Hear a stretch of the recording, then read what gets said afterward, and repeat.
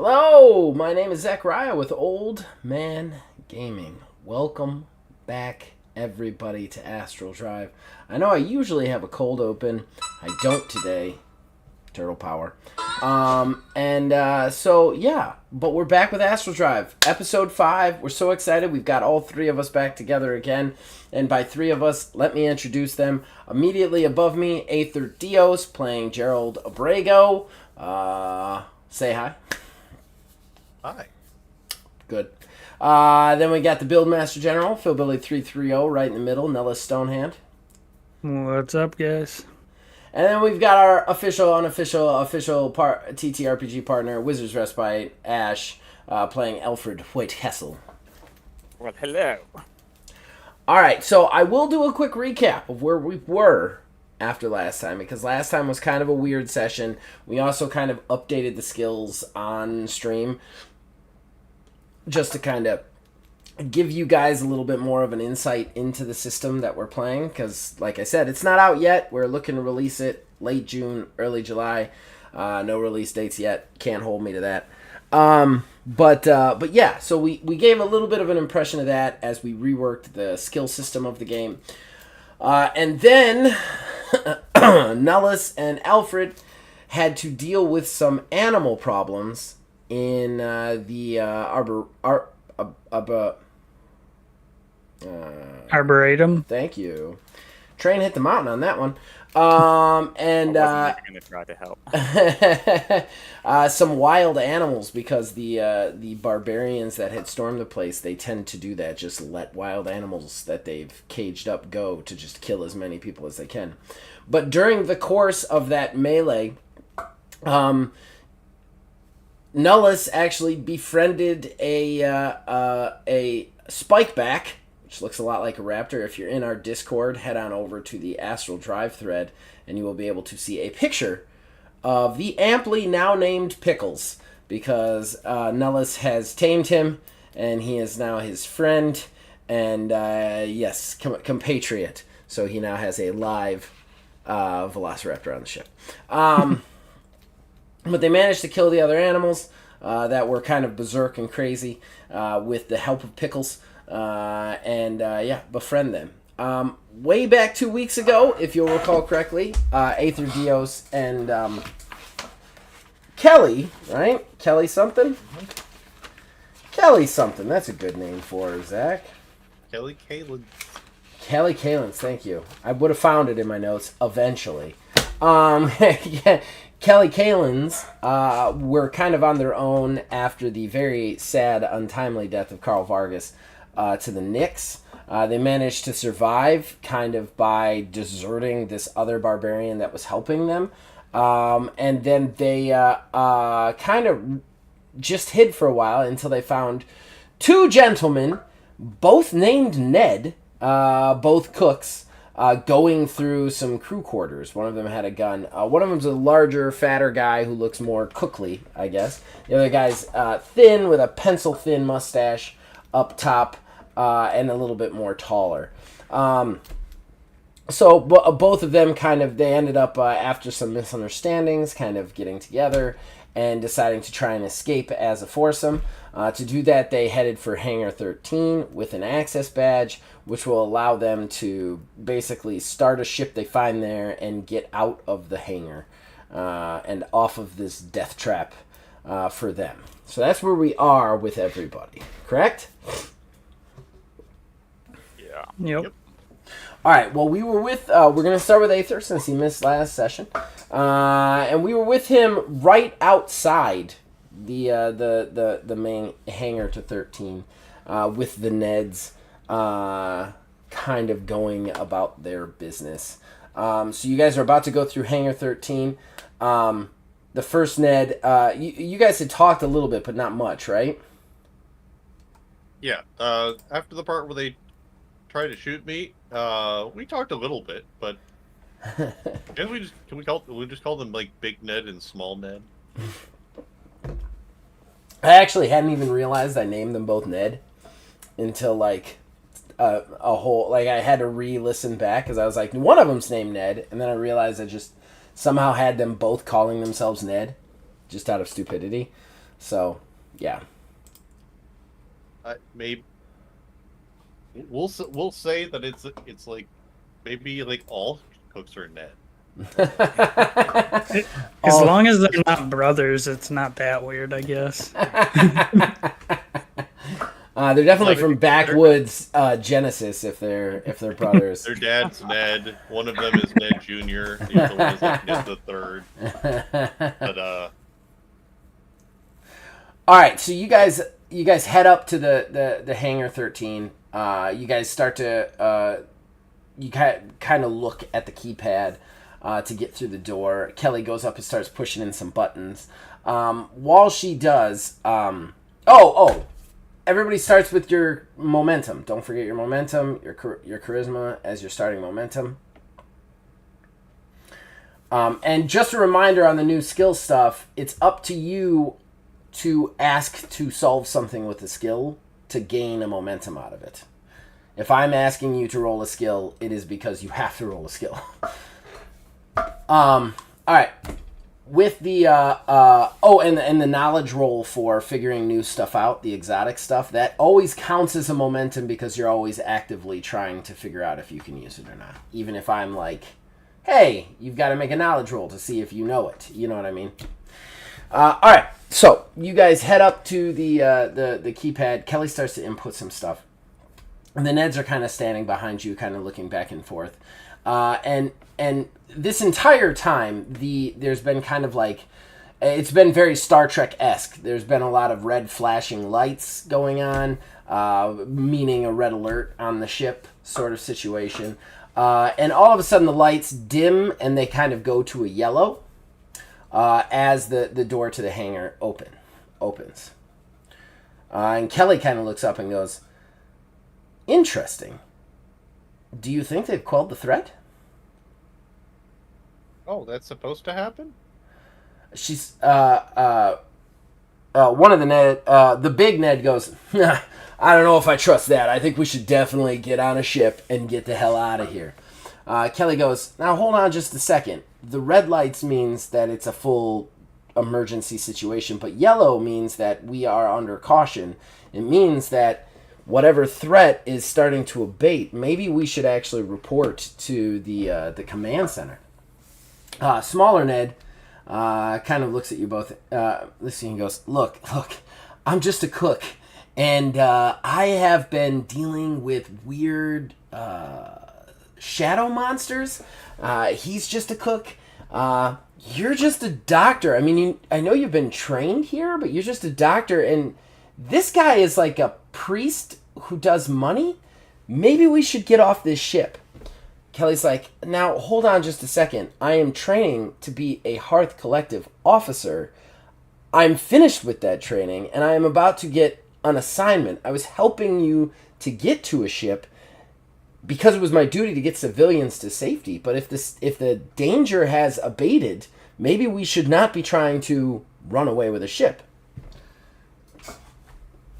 The back and forth kind of continues. What do you do? I think we should probably open this door and see what's in there. Kelly kind of looks at you, and she takes a deep breath. She's like, look, I know you're scared. Like, she like rubs her eyes, like it like she's frustrated with the fact that she's been saddled with 3 cowards, basically. Like, that's the look that she gives. And she just, like, rubs her eyes. She's like, look, I know you're scared, and I know all 3 of you have gone through something that you probably don't normally go through.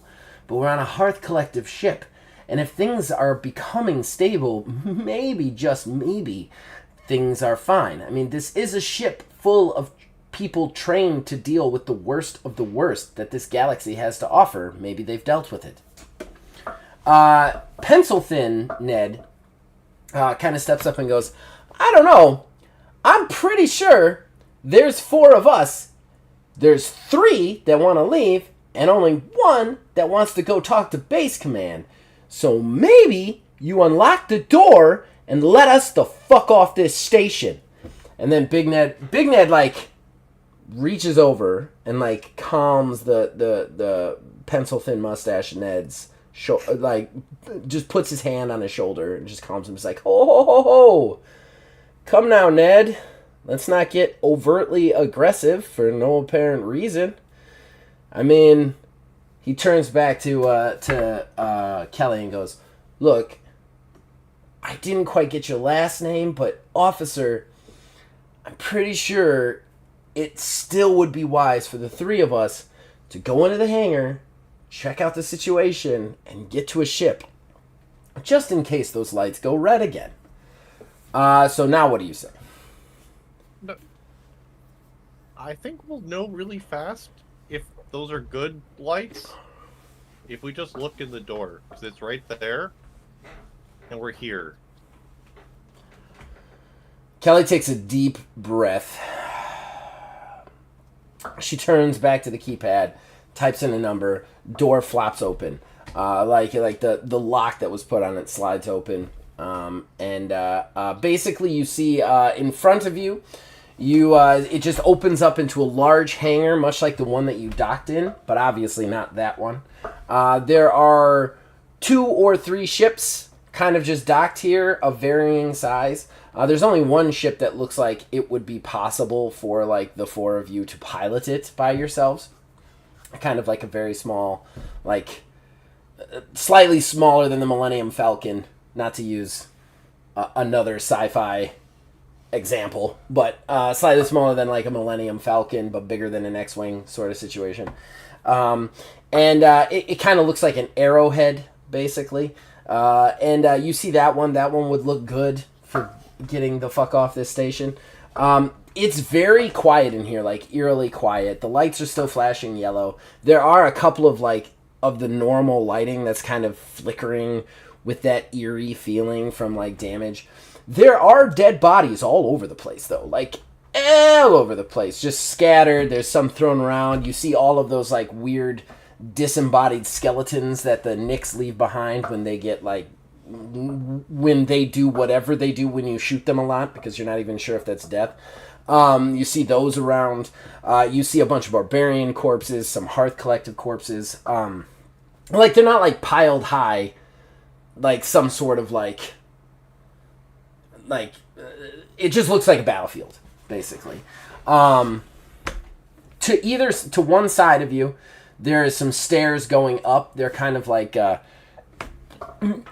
they're kind of the back and forth stairs. Like it goes up half a flight, then you go backwards up the rest of the flight, then you go up kind of back and forth, almost fire escape style, up to what looks like a command, like a tower, so to speak, of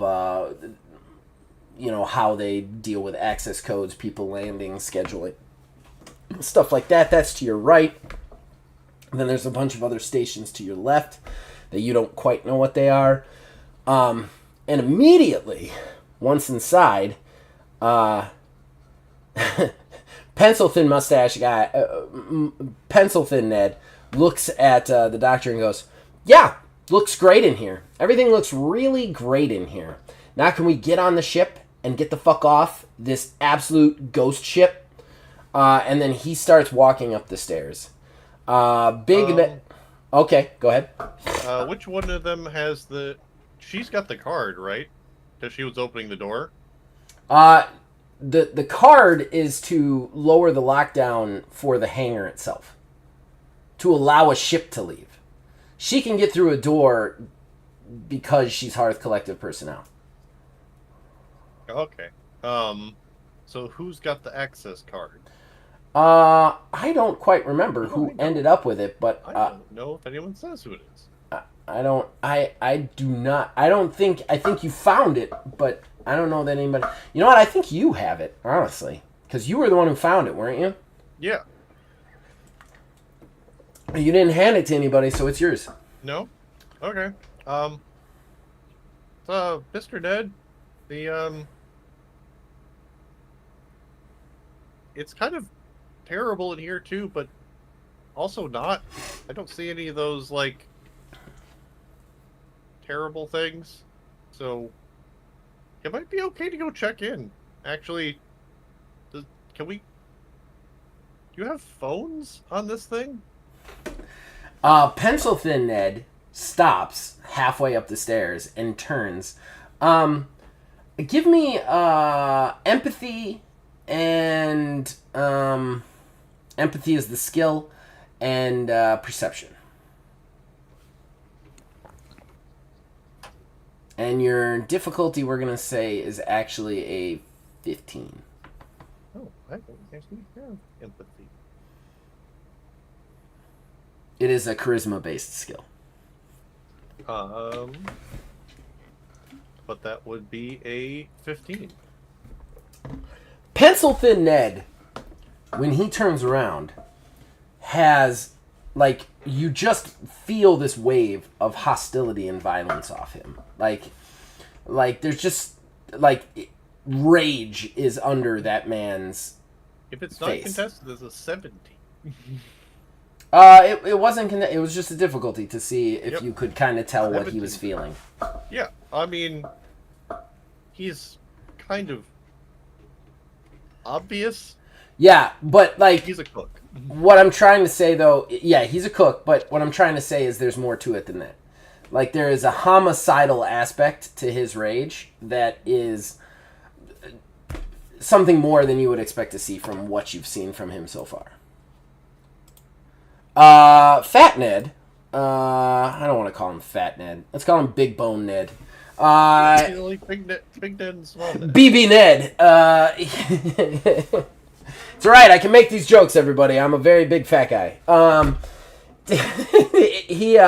He turns, and he goes, because Pencilton turns around, like, with hostility, like, homicidal in his face. Like, his whole body tenses up. And BB Ned's like, Ned. Calm down. I mean, we're just cooks. At that point, Pencilton is like, you know what? I'm out of line. All of a sudden, the smile comes back. His whole figure changes back to. He's like, I'm out of line, guys. I'm sorry. I was getting a little angry. This kind of stress, this kind of tensity, man. This really will do it to you. I need you to do me a perception. Wait, let me just make sure I give you the right perception awareness, and it is contested at this point. And what's the difficulty? It's contested. It's contested, so. I will. He 24? rolled. Well, oh. Okay. All right. He seems genuine.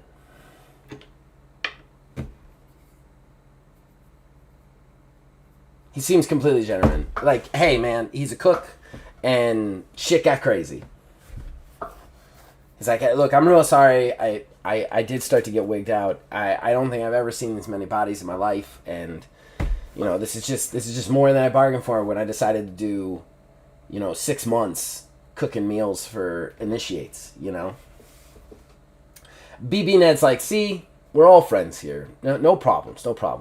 I'm just gonna really quickly roll for Kelly, even though she's not gonna. Yeah. Kelly's like, I understand. Kelly is like, I get it. We're all under a lot of stress. I am the only one who is even remotely trained for this. I understand what you're going through. But I cannot stress this enough. Let's just try to get base command on the horn. There are phones all over the place. And find out what's going on. Not horns, but you know what I mean. Like, that's a colloquialism I shouldn't have used. You caught me in it. He would say, she would say, like, there are. They call them phones? Yeah, I'm just gonna say they call them phones. Yeah, they were just Vikings. I don't know. Well, oh, I see. You were making a joke. I'm sorry, I didn't catch it. Chalk that up for a little bit of exhaustion on my part. I apologize. All right. BB Ned goes, well, I believe that the nearest communication line would be in the command center upstairs. So I suppose my friend Ned here was going to the right place after all. Kelly's like, yeah, you're right. Let's just head on up there. I'll call base command. Pencilton Mustache starts to go back up the stairs, smile on his face. He leads again. Kelly starts to follow him up the stairs, and BB Ned kind of does this weird after you motion.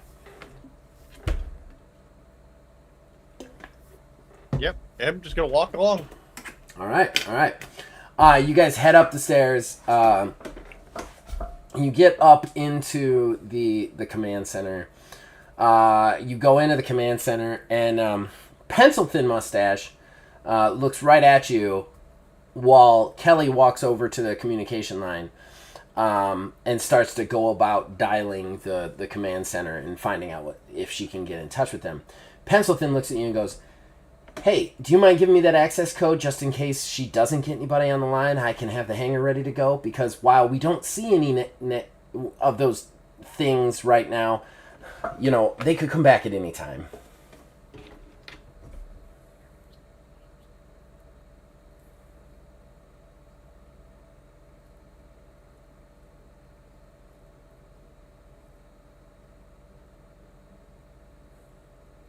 I mean, oh, that's but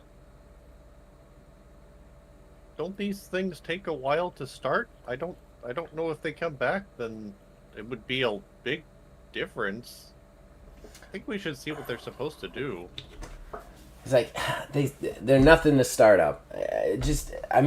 You're an accountant. I can't imagine you know how to unlock the hangar bay and let the ship out. So, just hand over the card and I'll take care of it.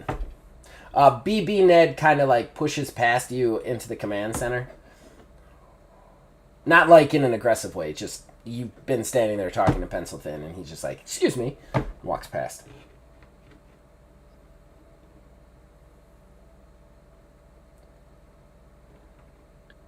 Perception awareness. Okay. What are you trying to glean from this roll? Perception merchant. Okay. I know when I'm being had.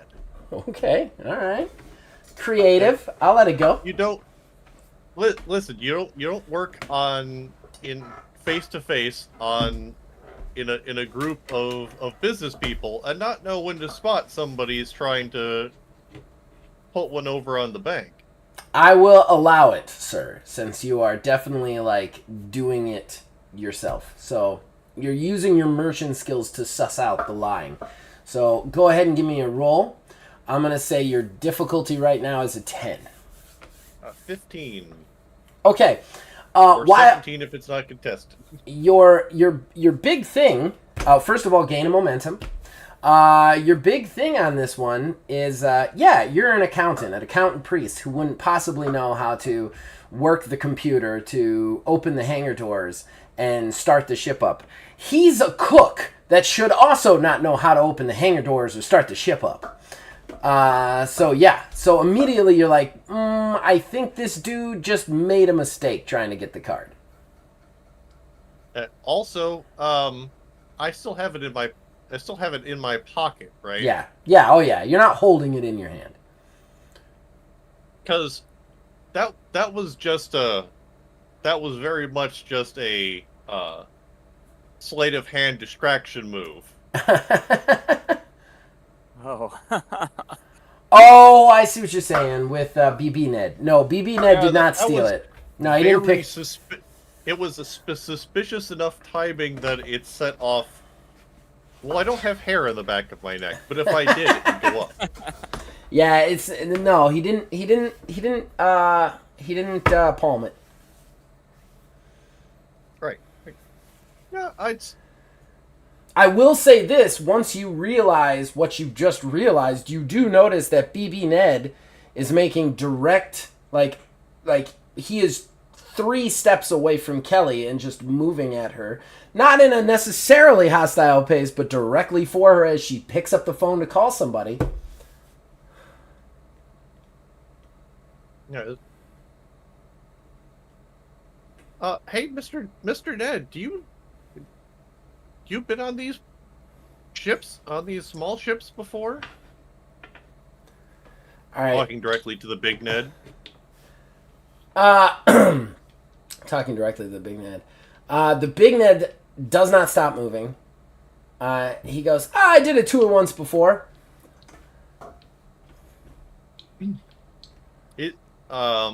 Jerrold is going to move across him towards the smaller Ned, like through his path. Okay. Is it? But so what would? Oh, okay. So what would we have done? Where would we have to put a card in here? How does that work anyway? Okay, they're gonna make These a are roll. also interesting. Give me a manipulation charisma roll, and Absolutely. it's contested against them to figure out that you have figured them out. Does he know that I know that he knows? Let me see. Purple's pencil thin. Ooh. Okay, so it's a. Okay.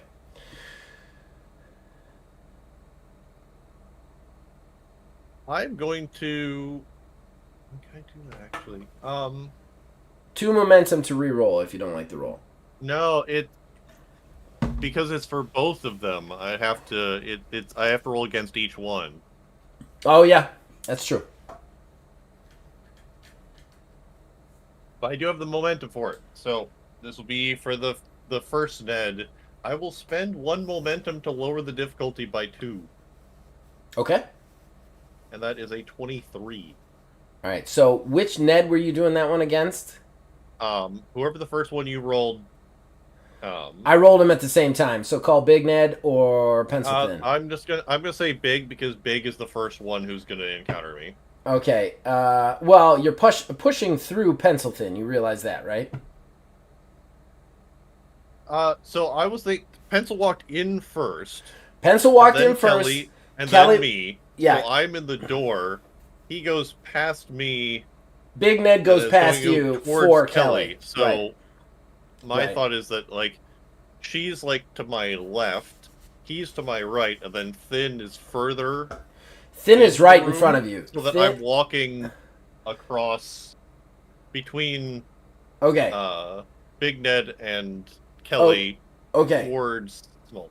So you walked into the room, Ned walked into the room and just turned around in your face, basically. Pencil Thin. And asked you for the card. So we're he's both still in the doorway.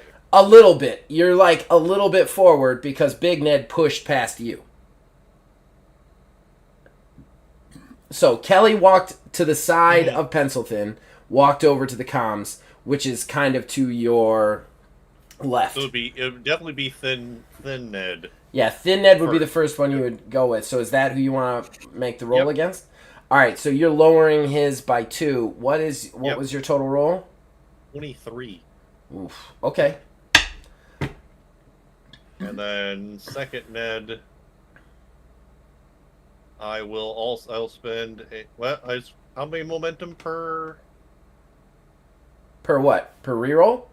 Yeah, or per turn, because I'm gonna do a lower again against him. You have a total momentum and you gain them back from succeeding tracks. So you started with your charisma of momentum. Okay. Yep. And I will lower his as well, and that is going to be a 20 with a -2 on him. I'm going to spend 2 Game Master momentum for Big Ned to have him reroll.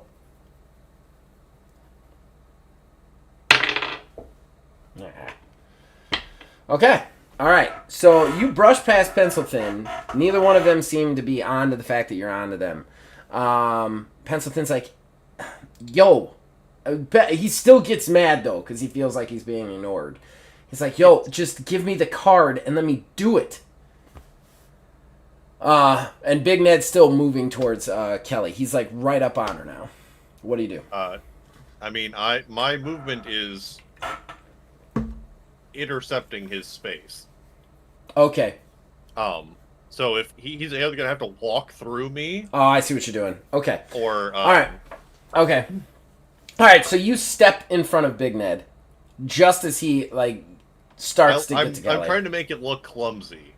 Okay. I'm just kind of oopsie. I'm this big dumb Dumb guy from the sticks. Oh, sorry, I'm in the way. I don't know how my way around these little ships. He's like, he. I put my hand like my hat. Would tip the hat a little bit. Oh, sorry. He's like, you see a little bit of frustration finally, like on the face of BB Ned, who has been super calm the entire time, and he's like, look, is there something wrong? Like, why are you over here? Shouldn't you be trying to do the ship thing? But I'm just a a harmless priest. Kelly, how many buttons is it to call the bridge? She's like, she picks up the phone. She starts to dial. I'm not getting a tone.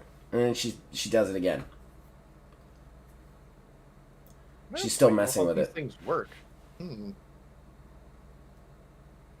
Pencil Thin Ned has Is that a bad sign? Pencil Thin Ned has walked away to the console.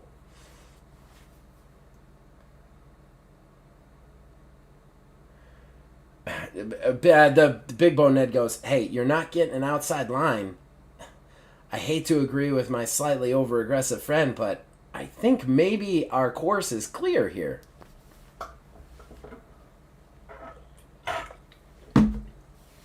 Kelly, does this happen? She's like, no.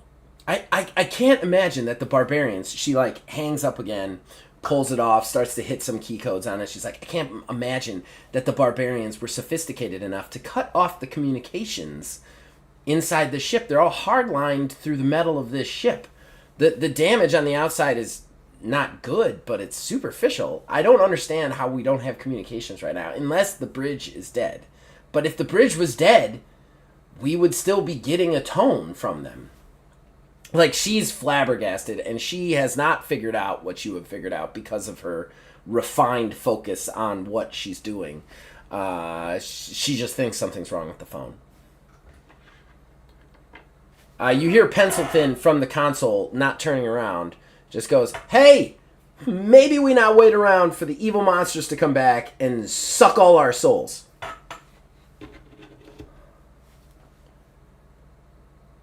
Oh, I hope that's not what they do. That would be really blasphemous. Kelly, do you know how these things work? Because we're just staff. She finally gives up on the phone. She goes, I don't understand how we're not getting through, and I don't understand how the lights are still yellow. How they went down to yellow. How did, like they're barbarians, like nothing against them. They can be sophisticated, but there's no way they've come onto this ship for the first time and figured out how to disarm the red alert and disarm the phones. Like, she's just working through, she's literally talking to you and Big Ned like it's a problem. You see Big Ned like scratch his head like, man, it's crazy. I don't know. That's really weird. But still, we at least have the ship and we can get off the ship. The four of us can get out of here. He turns to you and goes, maybe it's time you took the key card over there and gave it to my friend? Oh, we should. Yeah, Kelly, I think maybe would it help if we started one of these ships up? We're gonna cut away. We're dancing. We're dancing. Yeah, the chess match continues. Okay, so back with you guys. You guys have finished with the Sabercats. They are dead.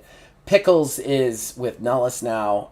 We are just seconds after this battle, where you guys can make your way back to the lift, but you're still pretty far from the lift in the Arboretum, so you'll have to kind of, because you had to remember all the climbing through the trees and whatnot.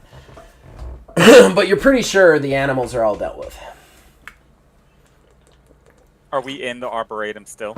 Yes. Yeah, like we're like right after you delivered the final blow to that last Sabercat, basically. Okay. Nice. And like that moment happened where you like turned around and like Pickles, like, oh no, Pickles delivered the final blow. Like you were killing him and then Pickles like jumped on his back and ate his face or something. I can't remember. But Pickles was about to eat you and Nullus stopped him. That's some pet you've got there. Yeah, ain't he great? And I'll reach down to like help you up. Thank you. I gotta say that was some impressive blade work.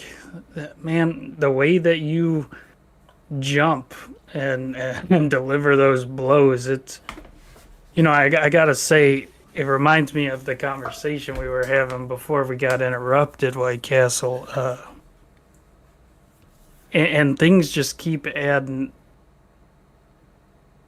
weird to me. See, obviously you're much higher ranking. You've been here longer than me, but I gotta say, I just find it interesting with the other pilots that I've come across, and granted I haven't been here very long, but you really are a different breed. I never take any of those other pilots as being such competent warriors. And with the conversation we were having earlier, we got cut off. I gotta know what's going on. Like, you have me genuinely intrigued, and I don't feel that way about people very often. Before you can answer, you just hear this weird pulling, ripping noise, and you look to the side, and you just see Pickle just starts going to town on one of the dead saber cats. And when you guys both look at him, kind of grossed out, he just looks up at you like, "What?" And then just goes back to like pulling pieces of meats off the cat.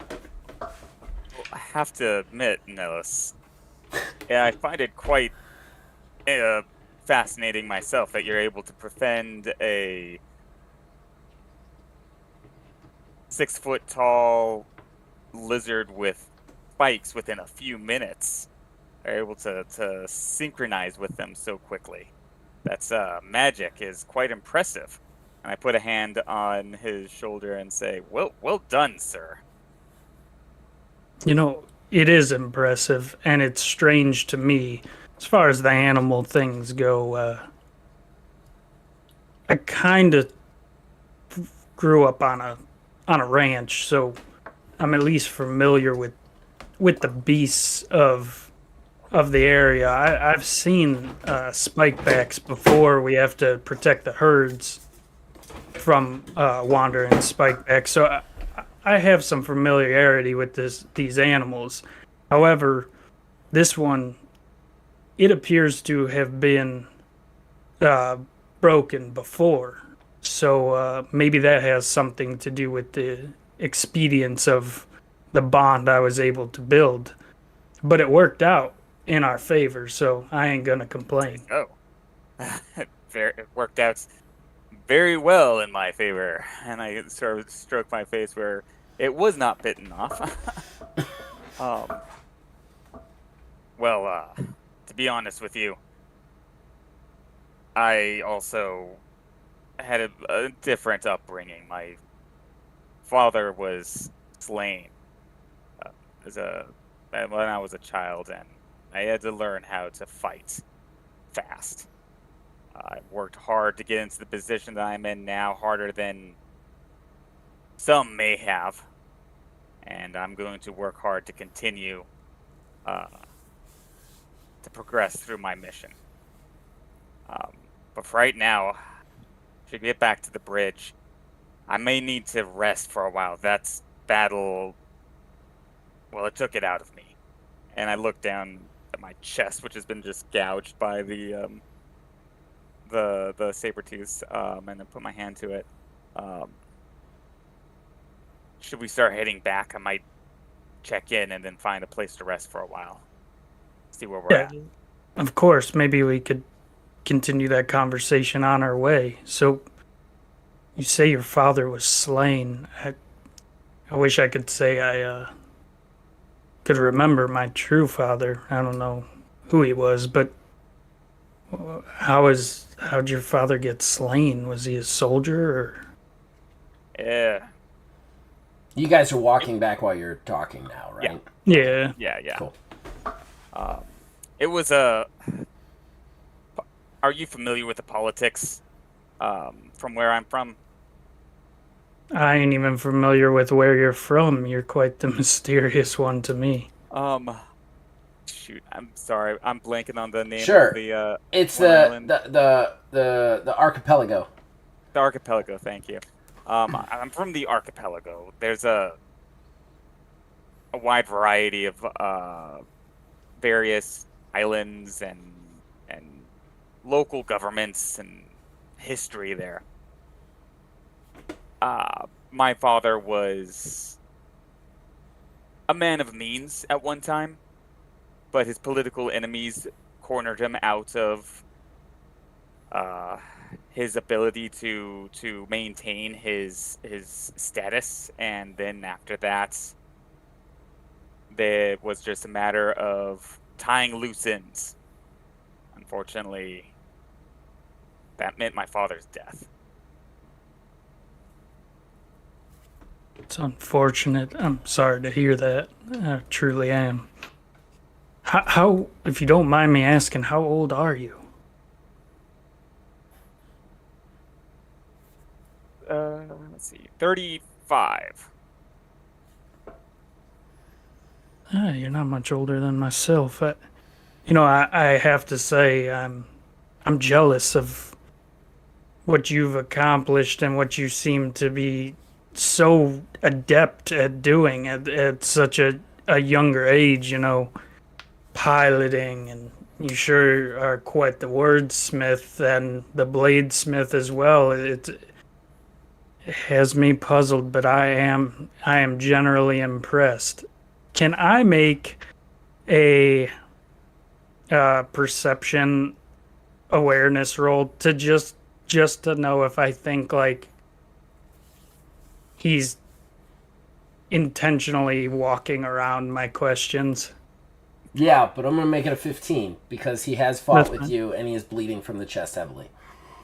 All right. Is it possible for me to counter that roll? Well, I'm not doing anything with the info yet. Yeah, he's not trying to like figure out if you're lying or anything. He's just trying to figure out Okay. if like If I feel like you're yeah. bullshitting me. 17 total. I would say that there's definitely more to the story, but there is a whole lot of, like, if his father really died, which you have no reason not to believe that, or any of that, like, that's a pretty terrible thing. We've all got shit in our past. You've got shit in your past for Nullus.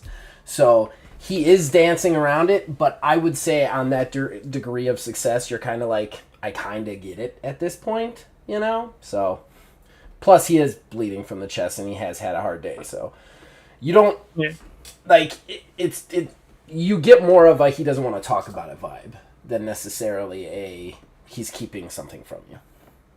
Does that make sense? Yeah. I look at you and I'm like, as we're walking, I'm like, well, as I said, I'm impressed and you seem like someone who would have my back if the situation arose, and I'll be glad to travel with you. As far as our conversation before, maybe could you at least, I understand if you don't want to tell me everything about your past, and maybe you'll feel comfortable enough and we can build some sort of friendship and be honest with each other. But what, if you remember, we were talking,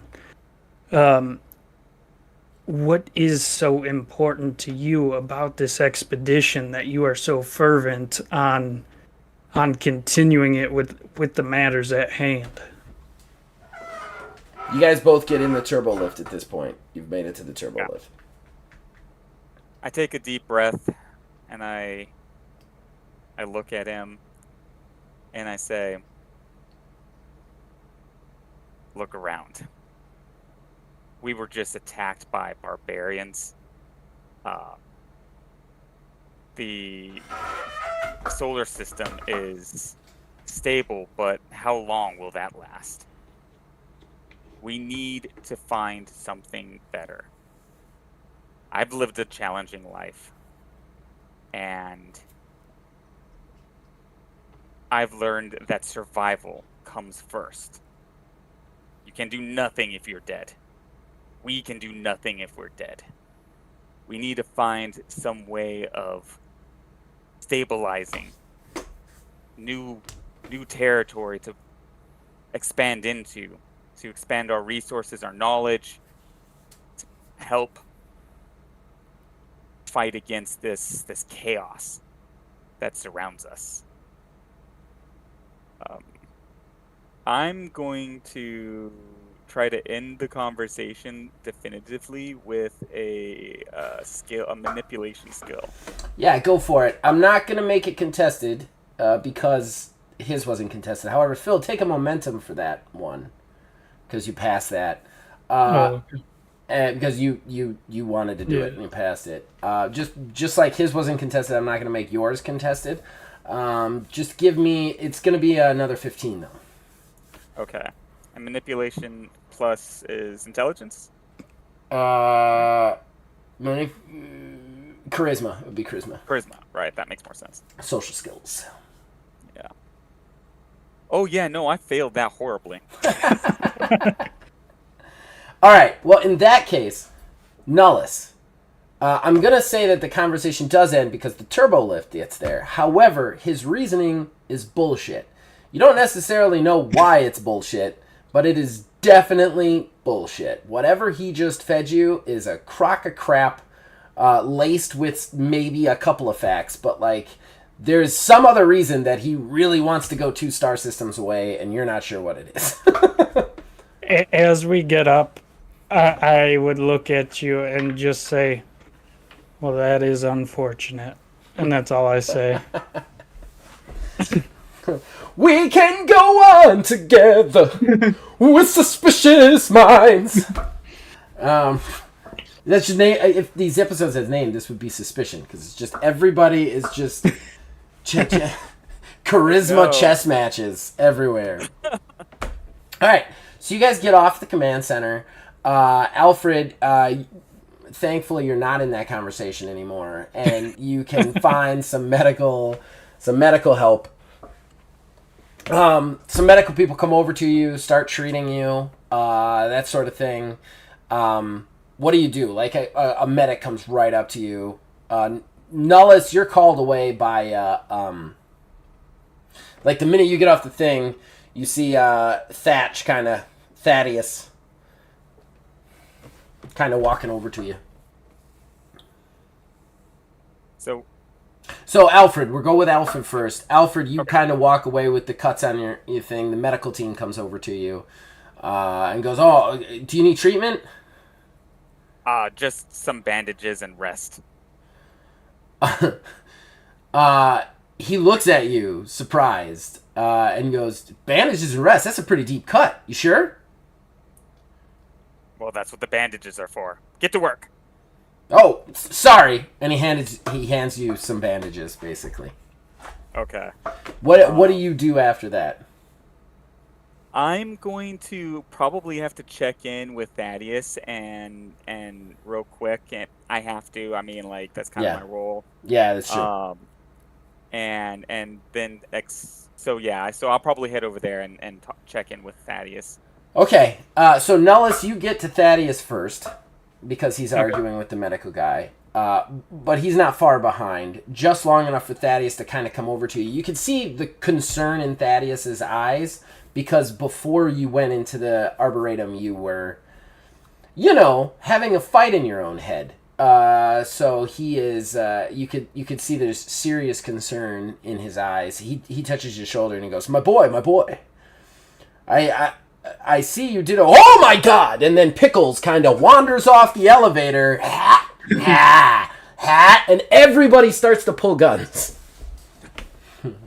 Thaddeus, meet Pickles. Everybody, this here is my friend, Pickles. And he is our friend. You see Hob kind of look at him and go, and then look at you, and he's like, I don't have no friends that's a lizard, man. I don't know what you're talking about. I ain't got no friends that are lizards. Holy Lord. You do now. Oh! You didn't have friends that were lizards, Hobbs. While Nullus is very badass, Alfred's stature, kind of like, because he's the highest ranking, like Hobbs is like, all right, we're all friends with lizards now. Got it. Sorry, sir. And then they all he tells them all to lower their guns, and they're very slow about it. But you notice that while Pickles is in the room, kind of like his tail wags around, and he keeps like snapping at people far away from them. But you see, just to make them jump. Like Pickles is doing it on purpose. Like he'll be like, "Ah!"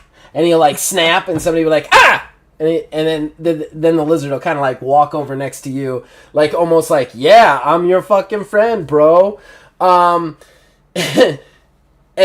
nobody, like everybody has at least their peripheral vision so that they can see Pickles at all times from that point on. Like the air of nervousness is just like, yeah, there's a wild bear in this room. Let's all still do our taxes. Like, that's the feeling in the room right now.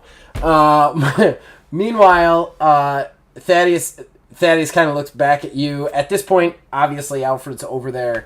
Is he still on his way? Alfred? Yeah. Yeah.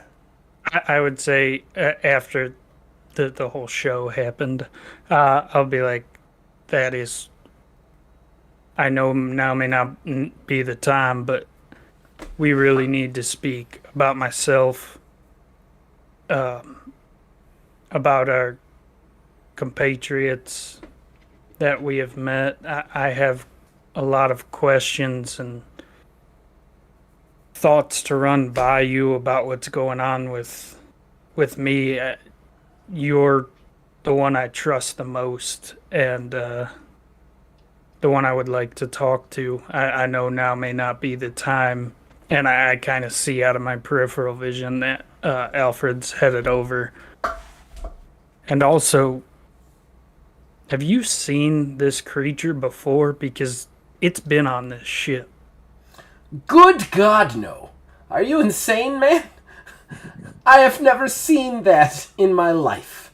Do me a quick favor, though. Give me an endurance resolve roll real quick. Difficulty 15. Endurance resolve. Okay. 17 total. Okay, all right. You feel like, just for a moment, you feel that loss of control that you were feeling when the voice talks, but you kind of like will yourself, and it dissipates without anything being said to you. At that point, Alfred comes over. Thaddeus turns around and goes, "Sir, wouldn't you want to get that checked out? I think you may need to at least lie down and get some rest." Yes, that's what the medic has instructed, and I think it's necessary for me to do that. Is everything all right? Are we under control before I depart? I think we've got most of the nicks dealt with. We've resumed communications on just about all of the ships so far, with the exception of one hangar 13. Other than that, we've actually seemed to, because we've resumed communications, we've managed to get the Nyx threat under control. We've even taken a couple of prisoners. One specifically, a barbarian, a stout. So maybe we might be able to get some answers out of him. Excellent. Hangar 13. I'm going to try and do a mental, I'm going to try and remember. Is that at all by my quarters or office or anything? No. Oh! Stop. Okay. Wait.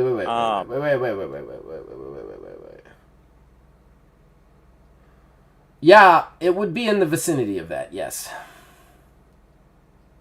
I really need to rest. But if you'd like, I can swing by Hangar 13 to check it out before I turn in for a few hours. I do need I'm in a rough way. Thaddeus just stares at you like, with a gash like that, man, you're going to go check something out? It's probably just a damaged button. You know those consoles down there? Somebody probably fell on it and we can't get through. Look, You're right. I don't know You're in charge. If you want to check it out, by all means. But either way, you should get some rest. It's up to you. You could get some rest and just go back to your quarters or have me detach someone. All right. You're right. I need to go back to my quarters. This isn't working. Perhaps you should send somebody else. Nellis has done an excellent job fighting off those creatures. I turn to Nellis. Would you be willing to check this out for me? Yeah, of course. Thank you. Good sir. Good man. I slap him on the back. Ha-ha! And You see Thaddeus go, ha-ha! I'm glad you two are getting along. He turns around, his usual jovial self, and heads back over to the belches. Sorry, everybody. I drink fizzy drinks when I do this stuff. It's my mistake. He heads back over to the consoles to deal with stuff. We're going to cut away now back to the chess match happening in the hangar.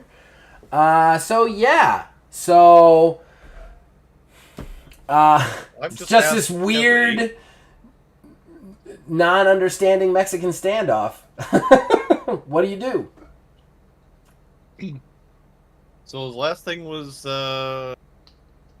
Jerrold asked Kelly about how to start up the ship. Yeah. Yep. And Kelly was like, well, look, she kind of walks over to you and goes, well, you and Big Ned, and just, look, I don't know why we can't get through. It doesn't make sense to me. None of this makes sense to me, but I do have a duty to keep the three of you safe. So we should probably start up the ship and get off this station. That's the best I can think of. You hear, but that's probably the right thing to do at this point. But I don't know how to do this. Pencilthin walks over. And goes, yeah, man, it's funny. There's been a guy in this room telling you this entire time he knows how to do it. Me, but you won't give me the card. So why don't you just give me the card and I'll get this thing going. At this point, Kelly is no longer focused on the phone. And she kind of looks over and goes, wait a second. How do you know how to use the card? You're a cook. It is at that moment, you guys are all standing like a foot from each other. The whole demeanor of both Neds change. And it becomes very dark and almost scarier than the black mass things that came after you. And Big Ned goes, well, this is unfortunate. Would you look at that, Ned? Apparently, you made a mistake. And then you see Tall Ned, he's like, well, Ned, this is unfortunate, and I am sorry. I really stepped in it. Played that one like an amateur. And they're just both staring at the two of you, and Kelly is like looking at you. Because Kelly doesn't even have a gun. She's a fucking doctor. She gave her gun to Vargas. Vargas got possessed. She's got nothing. You're the only one who's armed, other than them. Jerrold's gonna try to finesse this. Oh, okay. All right. Let's do it. Well, cards just go in. It's a card, right? There's got to be a slot thing to do it, right? I mean, I think we can all still figure this one out. So you're gonna act like you don't know what's going on in the situation at this point. I am trying to hide my concern that Kelly just straight said the thing that was the problem, and then continue to play dumb and bounce off and like downplay it. Okay, give me manipulation charisma 15.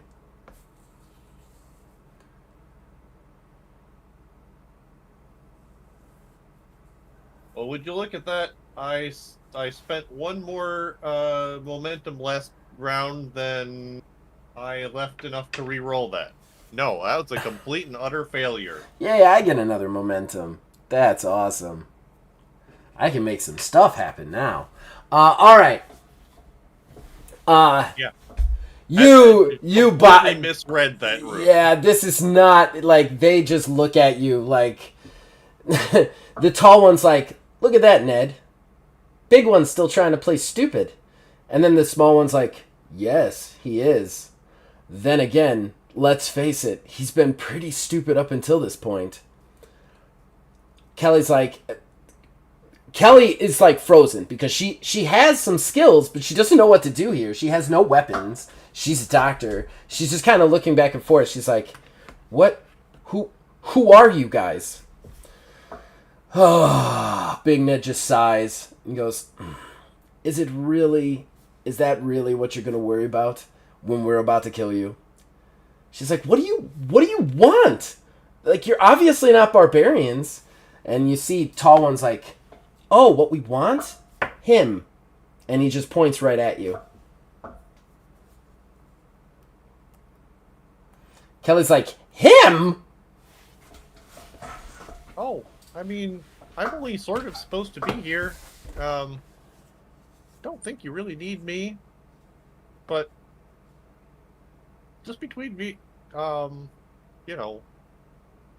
folks, I really appreciate that you're not barbarians or, demons. That's been pretty good so far. Pencilfin kind of looks at you. She goes, him. She just continues to talk. Him. Why do you want him?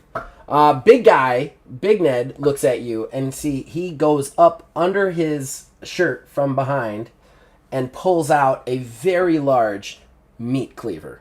But it doesn't look like for cooking. It looks like for killing. He pulls it out and kind of lowers it to his side and cracks his large neck and goes, yes, him. We had to sit here on this station for nearly 6 months, cooking you people slop, waiting for him. And then Pencilfin looks at you and goes, let's face it. It was no accident you were here. We all knew you were coming. It was already in the works. At that point, he pulls out 2 daggers, but they're kind of the kunai-style daggers with like a ring at the end. He's got his middle finger through each ring so that they kind of like dangle off his hands, and he's looking at you. He's like, so, man of God, let's make a deal. What do you say, Ned? And then Big Ned looks and goes, oh, I do like deals. You're the only one armed, but we need you alive, and we'd hate to have to, get messy with you. So why don't you come along quietly, and we won't cut her head off right in front of you. And then Pencilfin goes, oh, that's a good deal. I think you should take that deal. More chance of surviving that deal. Big Ned's like, yeah, more chance. Unless you want to meet your god. Oh, actually, we're on good terms, I think. So I don't really need to do that now. I'd like to find out more about this, if that's at all possible. He is definitely Jerrold is moving, is shuffling slightly offset back from them, and like making sure that Kelly is kind of pushed alongside, and is definitely like dropping his pistol out of his coat into his hand. They I will immediately sidle between you and the door, first of all, and then Pencilfin goes, don't. And then Big Ned walks over to Kelly, like stands right at her and starts to eye her with the cleaver.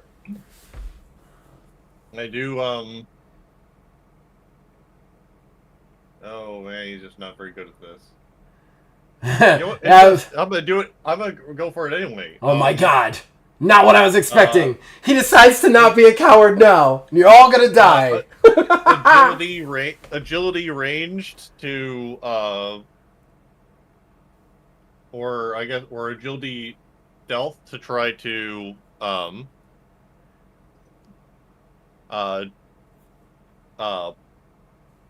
get the pistol in hand without it being extremely obvious. I'm gonna say the pistol's in your hand. They let you put the pistol in your hand, but there's no way you're making a stealth attack on either one of these guys. No, that's fair. Right now. He responds with a don't when you kind of slide the pistol into your hand. So that's what he's warning you. He's so confident because he's right next to you that he could deal with you and Big Ned can deal with Kelly. That he's just saying don't, and you're holding the pistol. If you go to attack, we're gonna go to initiative. Oh yeah, no, it's I mean, of course we can make deals. I imagine gentlemen such as yourselves have a very reasonable price. I think that's something we could work out. You know, now that we're on relatively even terms. There's I'm not worth that much. However, I can ensure that your continued safety and perhaps also wallets are dealt with appropriately. Pencil Thin goes, there's a deal on the table, and there's no counteroffer. Drop the gun, give me the card, or, on the count of 3, Big Ned is going to make her into a big slab of meat. And then he starts to count.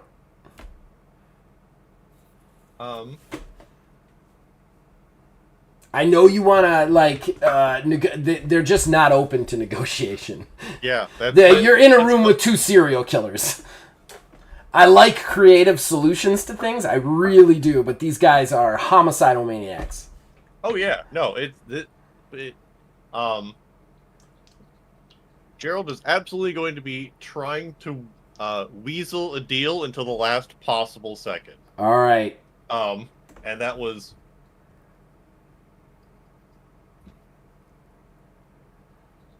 I really hope that you would be more open to negotiations. 2, he fires immediately on 2. Okay, all right. 2! All right. Roll initiative. I'm still bad at initiative. Oh my god. Initiative is perception, right? I mean, I just historically roll very... Yeah, I'm the same way in games, man. It's a nightmare. That's a 15. Hold on, I want to remember what initiative is, because I somehow completely forgot that since last time. Perception plus D20. Perception plus what? D20. Okay, alright. Let me check them real quick.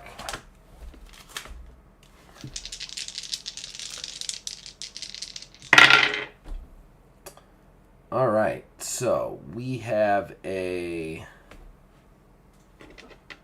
little note for myself here. Alright, so what was your initiative? 15. Oh, that's pretty good. It's better than usual. These guys are kind of scary. Yeah. Give me a quick second D20. 4. Okay. All right, Kelly.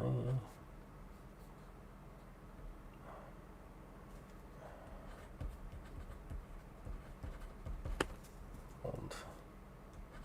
Pencil, Ned, and Big Ned. Okay. All right, so you actually act second. Kelly acts first. And Kelly is backed up against... bad. Yeah, Kelly is backed up against the wall. He's threatening her with a meat cleaver. She doesn't know what else to do. So as a doctor, she's going to attempt to kick him in the nuts. There's really only... She's like, fuck, and kicks for his nuts. Medical knowledge coming in handy. Alright. Yeah, no. She kicks and he just stops her foot with his hand. Just like holds it and shoves it back down, then raises the meat cleaver at 2. He doesn't even care. She tried to kick him in the nuts. You pull the gun though. Whoop! Take your shot. Oh.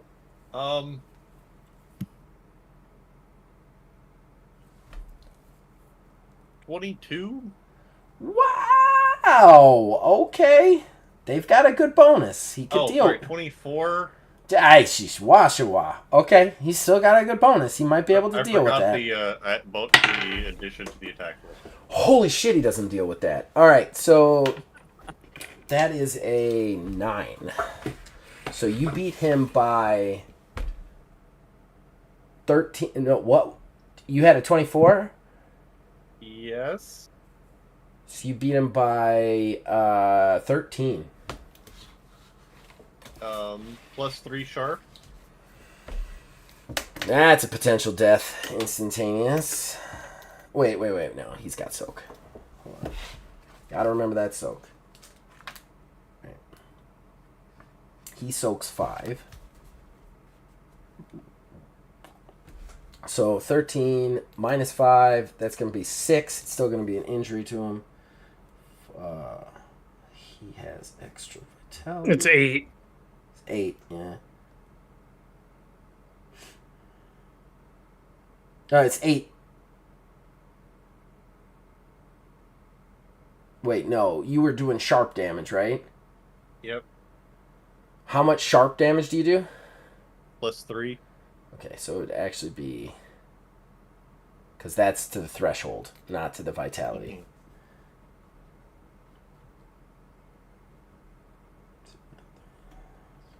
Alright, still an injury, though, because of the threshold stuff. So give me a d20 to see what you injured on him.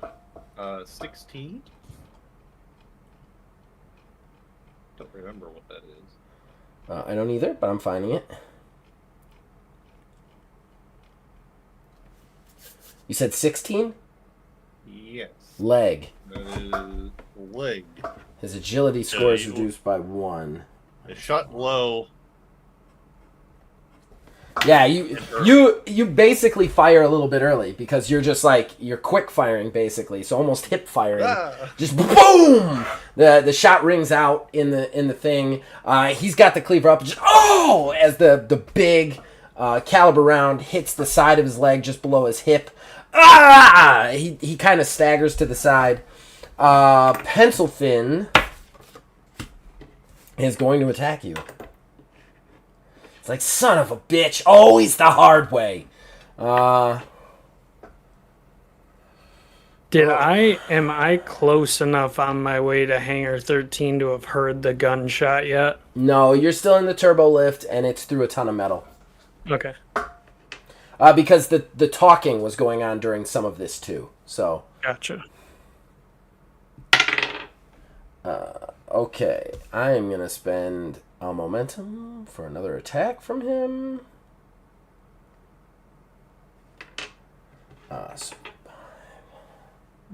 So he is going to get a 13 to hit you with the first attack. First attack. What's my defense again? It's what? It's D20 plus the defense modifier? Yeah, yes. It's D20, and your defensive modifier is your agility plus your whatever weapon you're using. So it would be your ranged weapons. Yeah, that's very bad. 4. Ooh, so he hit you by 7. No. 13 minus 4. 9. He hit you by 9. So, what's your soak? 5. Okay, so he's only hitting you by 4. That does not do a threshold. You take 4 vitality damage. Actually, no, you take 3 because he's using daggers, and that's sharp. Yep. So he... the blade comes up, kind of catches you along the shoulder. Most of your armor does most of the work. on that one, but it definitely draws some blood. And then he steps in to stab you. Hold on a second. I gotta look at effects because I really want to fuck you up. For story reasons. This is revenge for that first shot, isn't it?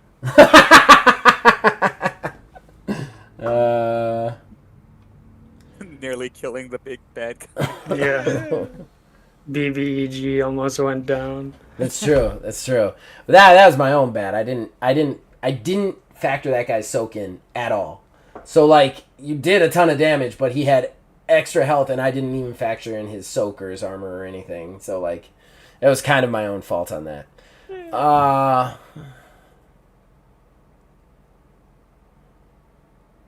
that has to be blunt. He's got to do sharp. Oh, there it is. He's going to attempt to disable. So I'm spending 2 momentum on that. And that is something I can do with sharp. This attack is directed at a hand or appendage of a target that is holding a weapon. If successful, the target will drop the intended weapon. It will also move in a random direction away from the target by a number of feet equal to the difference between the attack and the defense roll.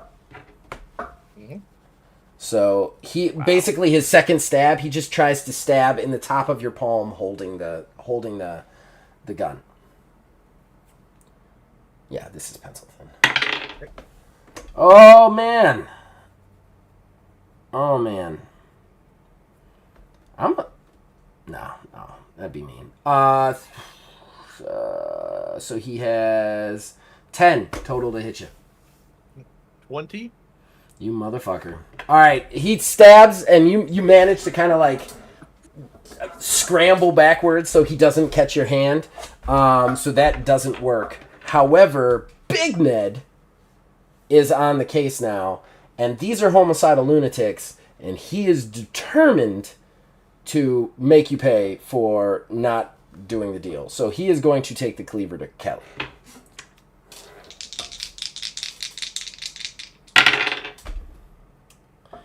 Kelly rolls a 1 with a defense.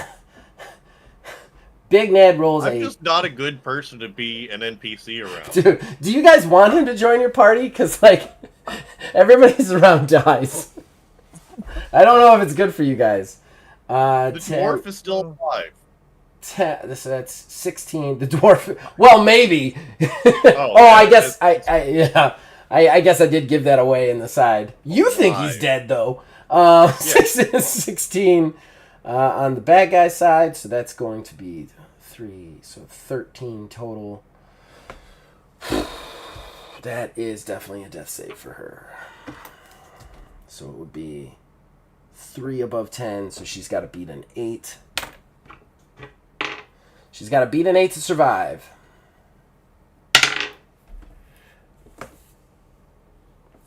She rolls a 5.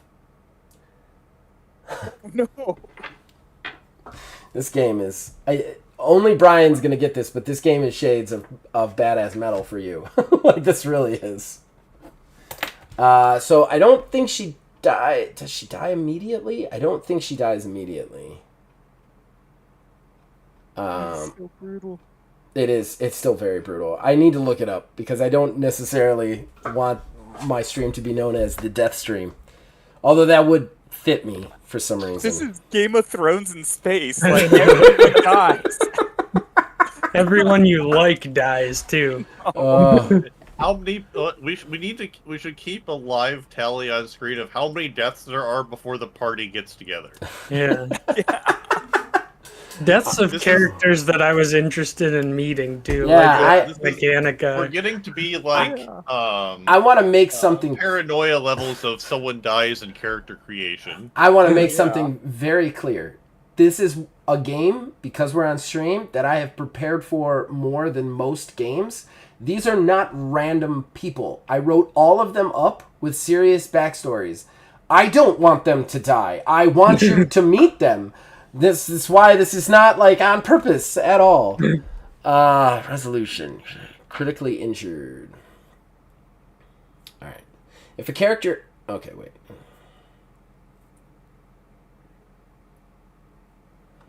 Sorry, everybody. Just gonna have to take a second to figure this out. Because Vargas died to being absorbed, so there wasn't really anything you could do about that. But she's dying to actual wounds. In a turn, they must have a fatal save threshold. The character makes a skill check against an easy difficulty target number plus the amount of damage over 10 they received. If they pass, which she didn't, failing this roll means the player is a downed state. See below. Oh, no. But if it's a critical fail by more than 5. She did not critically fail. She rolled a 5, so she was only under by 3. So she's not immediately fucking dead.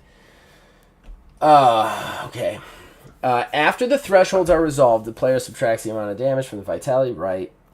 If a character enters the down status, they must follow these procedures until they are stabilized and or healed in some fashion. First, as soon as they enter the down status, they must make an endurance check. Much like the fatal threshold, the difficulty is easy 5 plus the amount of damage below 0 the character has taken, or damage above 10 if from a fatal threshold check. If they critically fail this by 5 or more, they are dead. If they normally fail, they are considered critically injured. See below.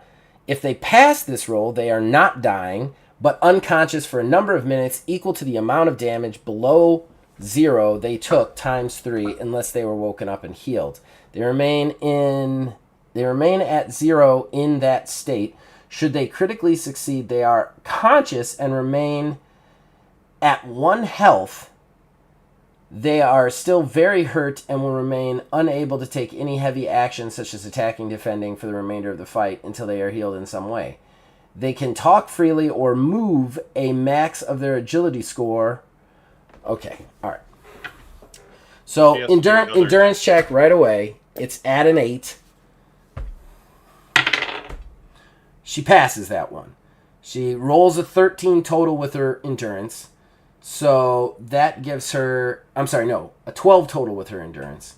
So over 8, that's 4 above. That's not a critical success. That is just a normal success, which means that she is unconscious. She's not immediately dead. She's downed and bleeding. She's down, bleeding, and not hurt. Right? That's right, right? Critically injured, fail by moments. If they normally fail. Oh, no, wait. If they normally fail, they're critically injured. If they pass the roll, they're not dying. Unconscious.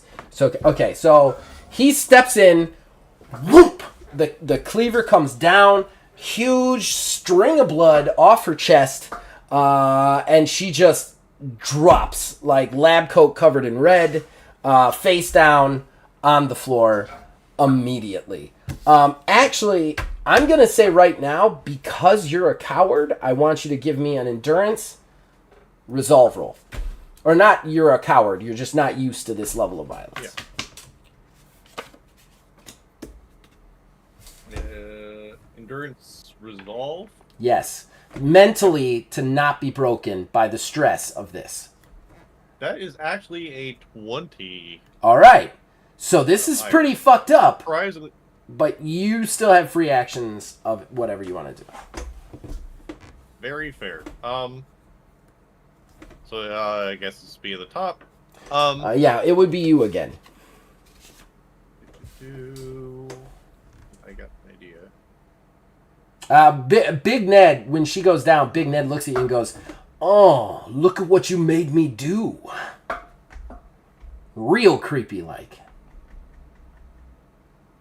Oh, Jesus. This guy's screwed up. Oh, yeah. The Neds are real fucked up.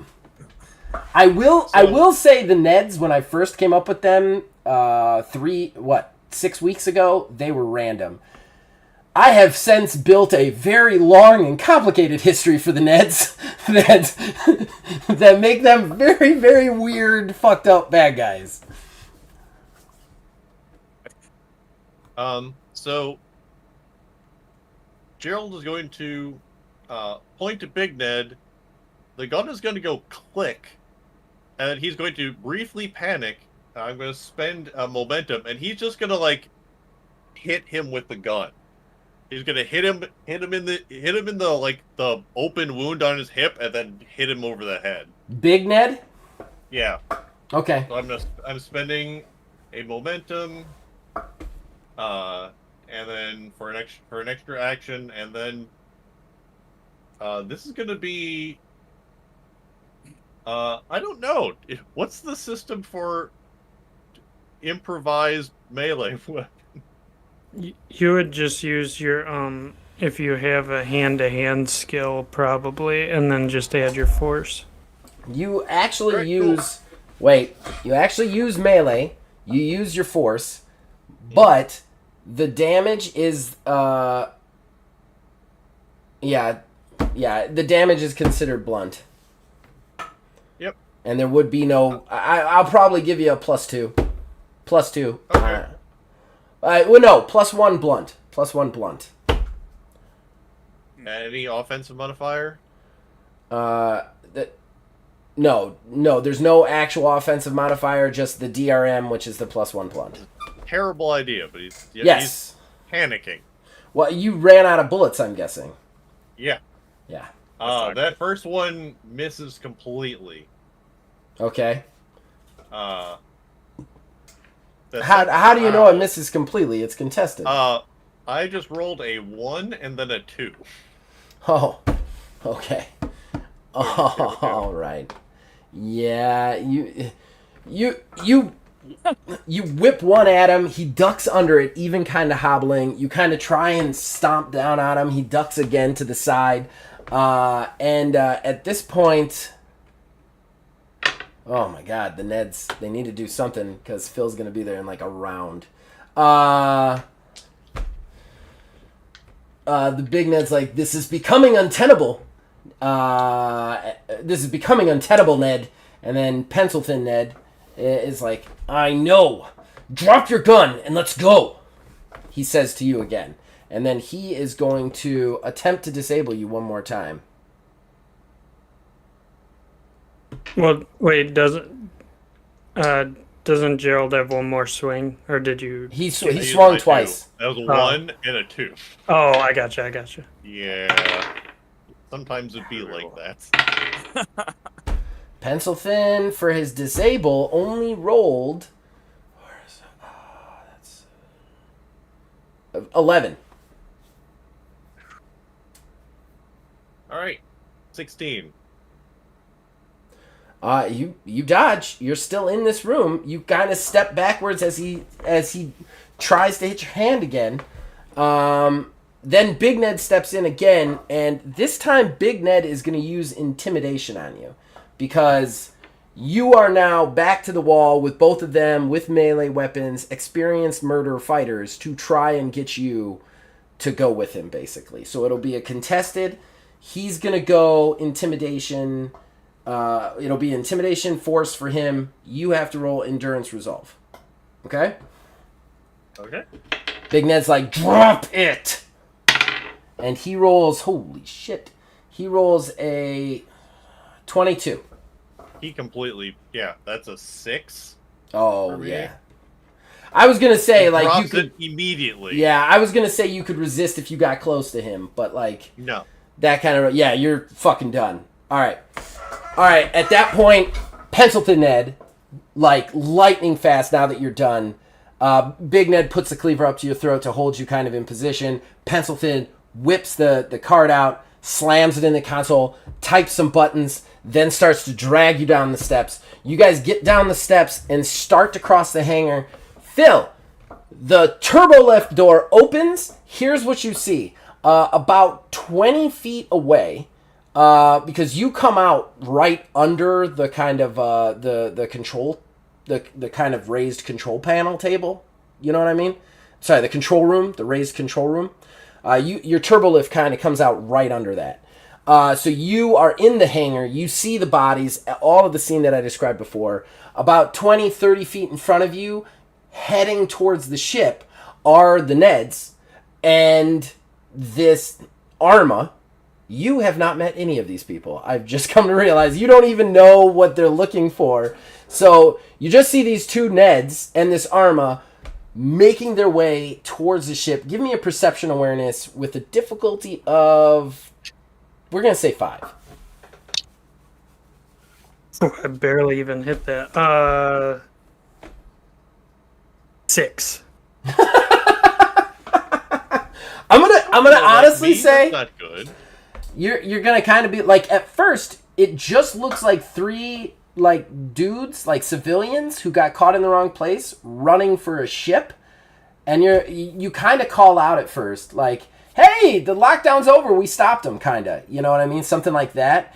Yeah, I'm like, what the hell's going on in here? We're all clearing the bridge. Yeah, and at that point, that's when Abrego kind of turns around, like scared shitless, and you realize he's being dragged at Cleaver Point towards the ship.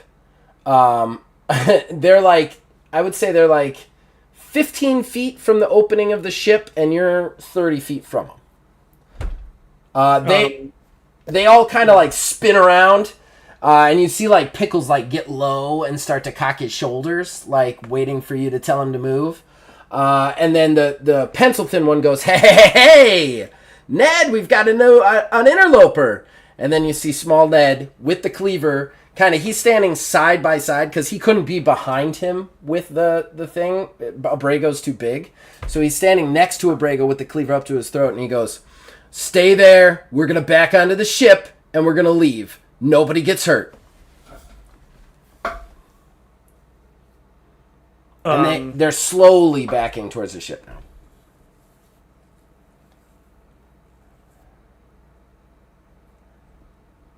Ta-ra, ta-ra, ta-ra.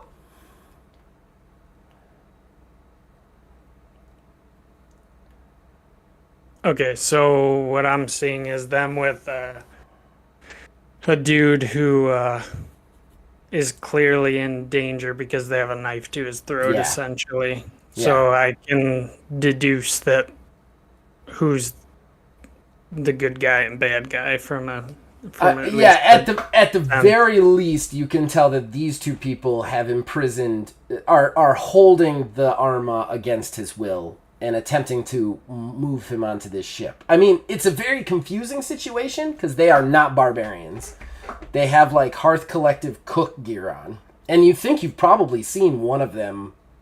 Like, they look familiar to you because they've been serving food here for 6 months. So they look familiar to you. But they're slowly pulling this Arma onto the fucking ship. And you're very aware of what an Arma is because you come from Genesis. Yeah. All right, I'm going to try, because, like, in my head, I don't want to get somebody killed. So this is what I'm going to do. You're from Genesis. I'm dressed from, like, a priest. Like... Yeah. I absolutely look like a Shepardic auditor. Yeah. To the letter. I just have like a bandage. Yeah. That's definitely true. He would definitely look like the one of the Matthias auditors. Chefs have just kidnapped a deacon. Okay, Jerrold, you don't have to make your case. Brian's really over there, funny. save me. I am a priest. I am one of your people. Blood is gonna start to nosebleed out of me, and I'm going to spend a momentum. I'm trying to cause confusion right now. Okay. I'm going to spend a momentum. So the first one, I'm going to try to cast... Oh, let me roll to see if I get to keep that momentum. I do. I rolled an 18, so I didn't have to spend it. That's from that. Fortunate. But so my first action, I'm going to cast Demon Fog. Okay. So just put them in darkness. I'm going to attempt to. Okay. I got difficulties 10 on that. So I have a plus 6. Are you adding any rounds to it, or just the one round? That one's for 2 rounds. Okay, that's for 2 rounds. Okay, cool. Yeah. I know we worked it out off camera. I just wanted to make sure. So plus 6. So 14. So I got that off. And then the second thing, so that takes 2 damage. And then the second one, I'm going to cast Demon Sight. Okay. And I'm going to take additional damage to make it 2 rounds. So instead of taking 1 damage, I'm going to take 4. Okay.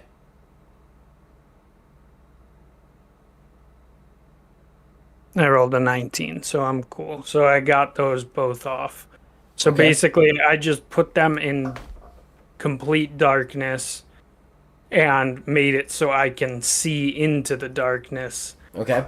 So this round, I'm basically just watching their reaction, seeing if the essentially hoping the knife comes away from a guy's throat out of confusion and stuff like that. All right, here's what we're going to do. Well, first of all, you immediately hear one of them when that happens. One of them goes, it's a bloody wizard. So they're trained.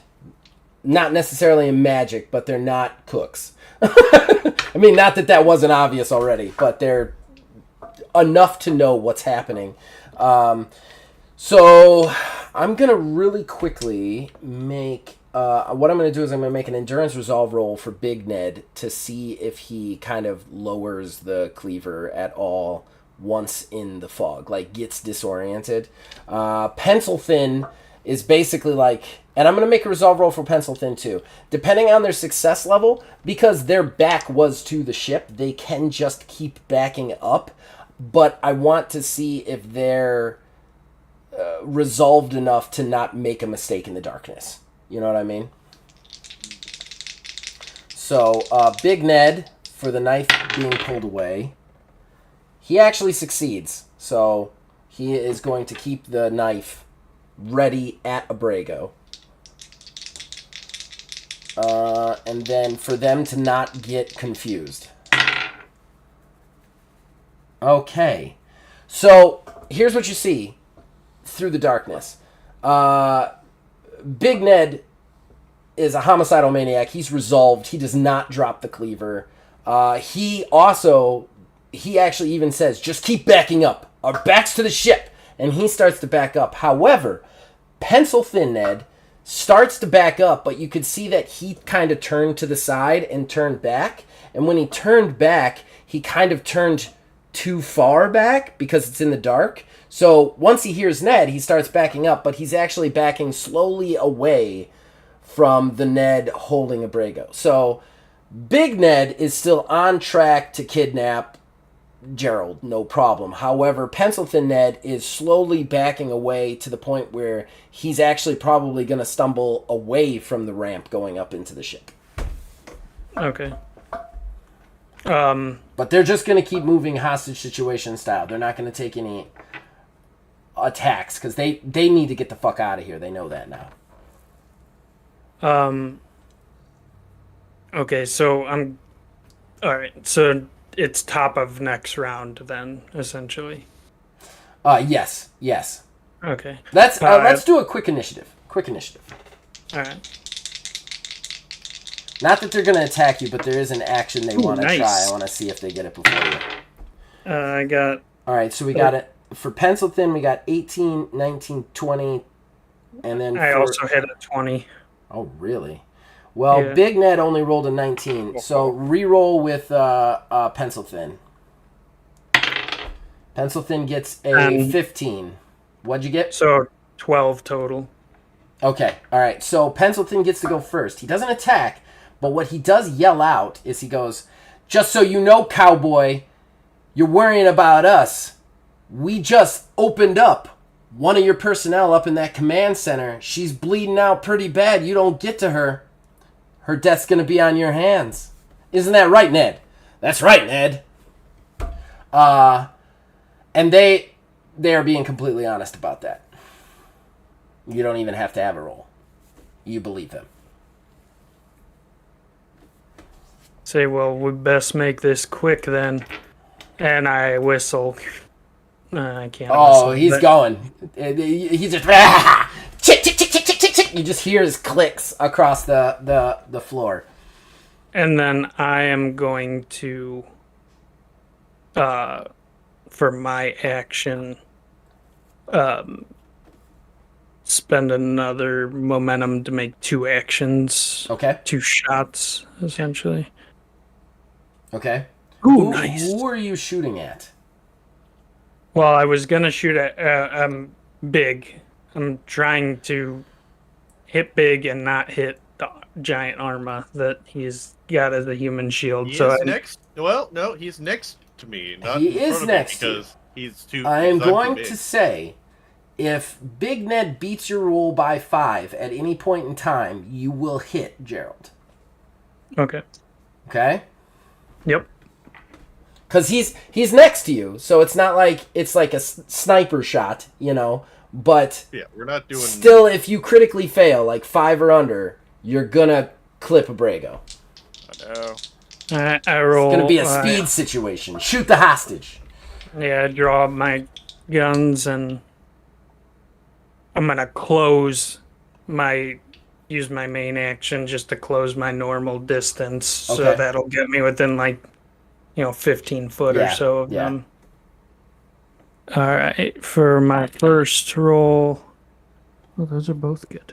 My highest is a 17 plus 5, so 22. Oh wait, not 2. And let me know what his roll is. His roll is an 18. He has a plus 5 to dodge, so that will come out to be a 23. Okay, so I missed that one. You miss it, but not by enough to hit a Brago. And then the second one. Dude, I've just rolled. So you know how I rolled 2 dice? Mm-hmm. I rolled 2 20s. Jesus. You've been rolling amazing tonight. I know I nobody have. wants the Brago to survive. Well, it's not my dice, that's for sure. So that's a 25 to hit.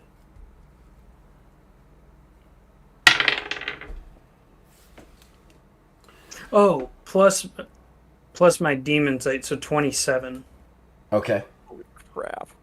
So Big Ned only rolls a Remember, they're at a -2 if they're in the darkness. for everything. For attacking and defending. Yeah. Okay. So in that case, he rolls a 13. So yeah, do some damage. Oh, what's your so 13? Your total was 27. We take 13 from 27. That's going to be 14. But his soak is 5, so that's going to bring it down to a 9, right? Yeah, and then +4 sharp. Oh, okay. So +4 sharp will take him up to a potential death. And I get to combo off of that because I beat him by enough. Okay. Yes. So death save. So you beat him. So it was 4 over. So that'd be 3. So he's at an 8 to death save. He has an endurance of 3. So he needs to roll at least a 5 or higher to not immediately die. Or be unconscious, whatever. He rolls an 8. So he succeeds his death save. However, we do have an injury threshold definitely capped, so roll a d20 to see where you hit him at. And then I will take the damage. The 4 is not part of the damage, it's the 9, so he will be down to 25.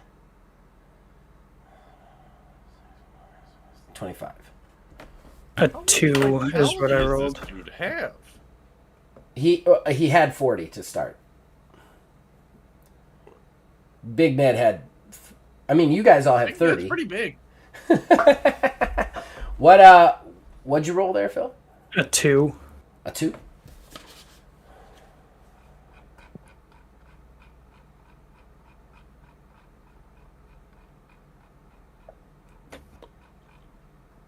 Oh, fuck. I need to make myself cheat sheets once I'm all done with this game. Okay, you rolled a 2. That's a head. So their max momentum... Oh, nice. That's perfect for Their this situation. Max momentum is reduced by 2. If their max momentum is ever reduced below 0, without being healed, they will take an additional 5 damage to vitality. I don't have any momentum. I've spent literally all of it to try and get this fucking armadillo on this ship. So I am going to go ahead and take an extra 5 points of damage to be fair. Oh, nice. So you 4 shots, a couple of them go wild. You're really trying to not hit the giant armadillo, so you're definitely having a hard time zeroing in, but that last shot clips him, and you see him actually spin backwards through the blackness, kind of clank down onto the ramp, just like, and scream out, kind of with a spray of blood. You definitely, like, grazed the side of his face, took his ear off. Okay. All right. And then I'll roll my combo off of it. Yeah. I didn't roll that great. What? What does combo do again? It lets you attack again, right? It for free if I beat their roll by more than 5. Okay. All right. Are you spending you're spending the extra ammunition for that, right? Correct, yeah. Cool. Just making sure. My roll was only an 8, so plus 5 plus 2, so 13, 15. Okay. All right. 15. Remember, he's at -2. Yes, he's at -2. He's actually at -3 because of his earlier leg injury. Oh, okay. He was originally at a +6 to dodge. That's why he was only at a +5 when you were shooting at him the first time.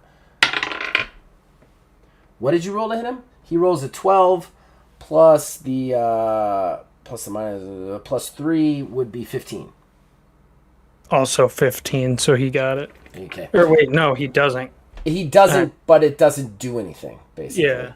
Yeah. So you fire again. It kind of like clips some of his shirt. He's like, "Oh, I don't think we're gonna pull this off, Ned."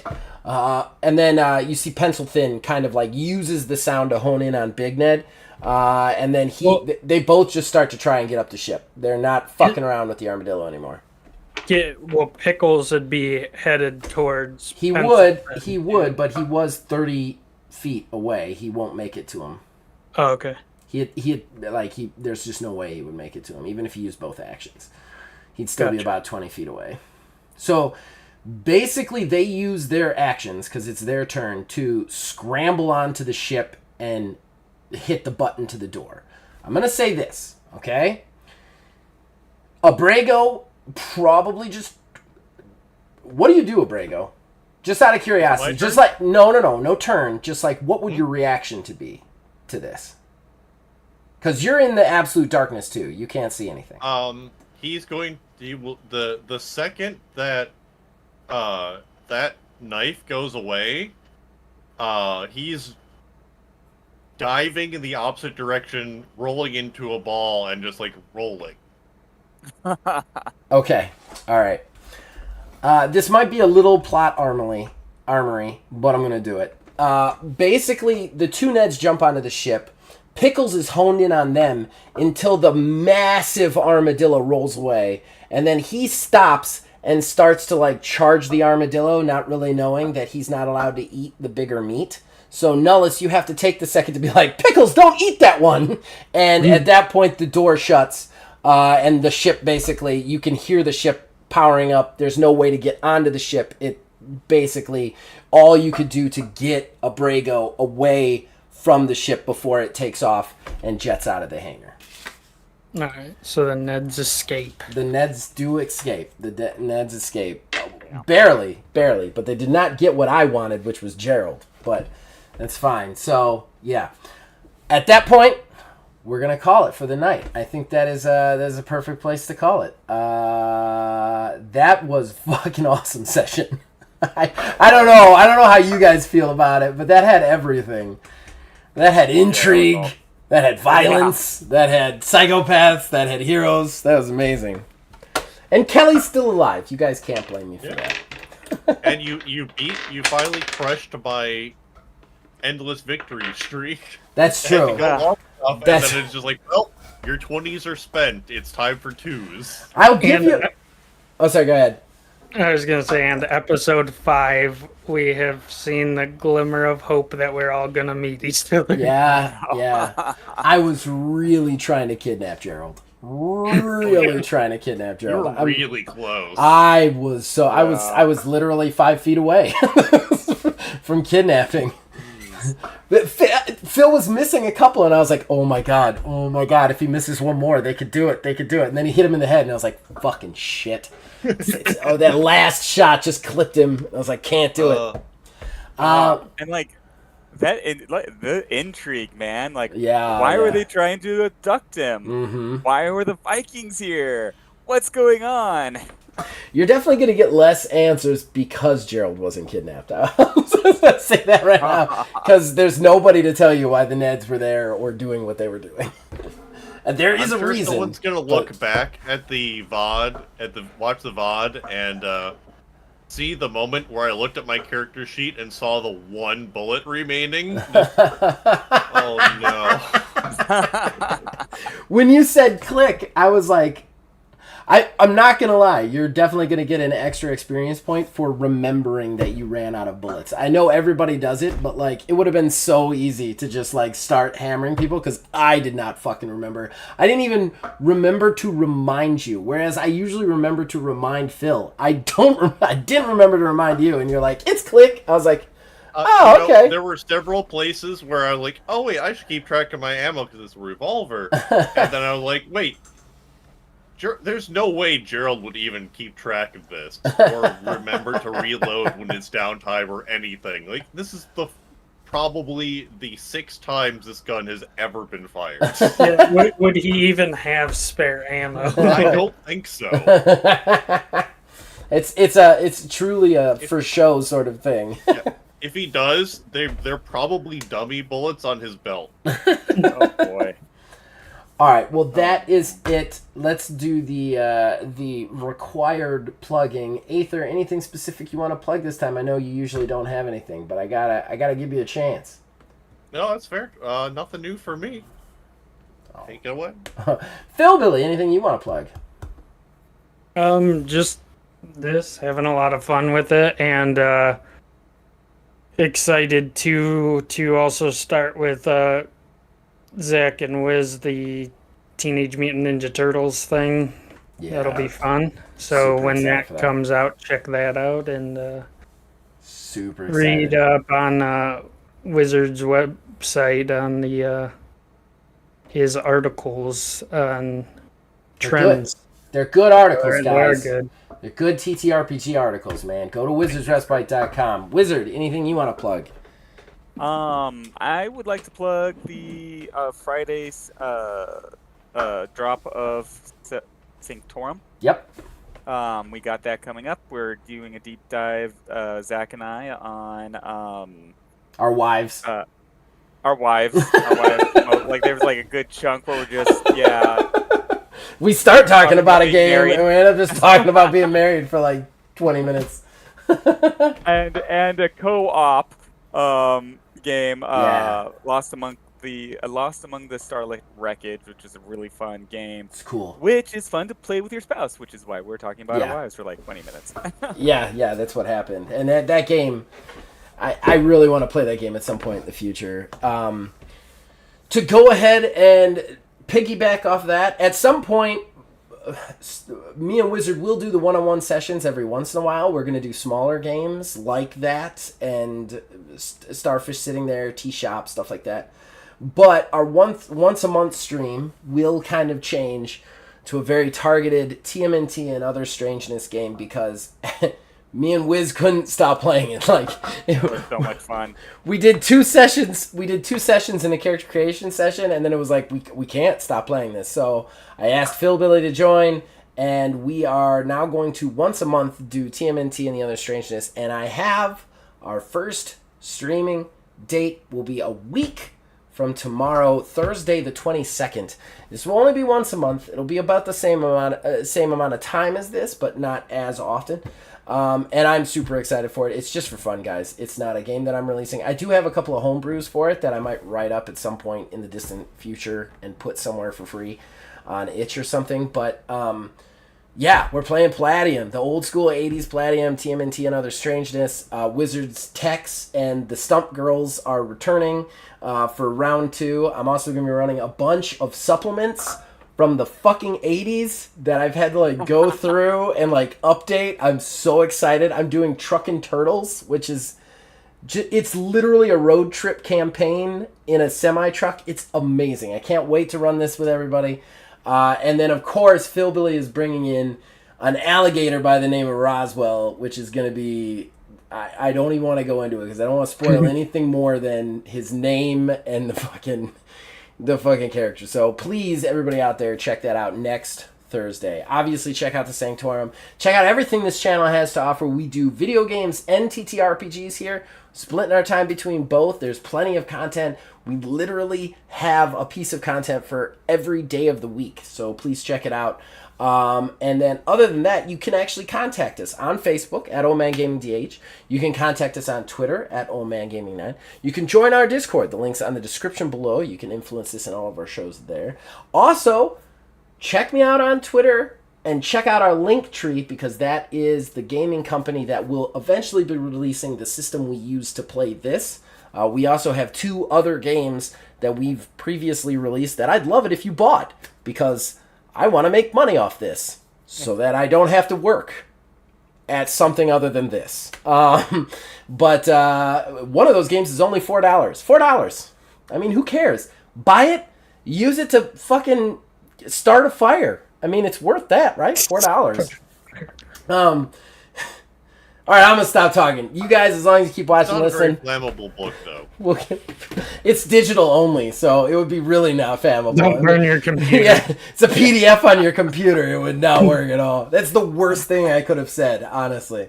So as long as we keep watching and listening, we'll keep making them. We'll see you guys in 2 weeks for another episode of Astral Drive, episode 6. Bye, everybody. Later.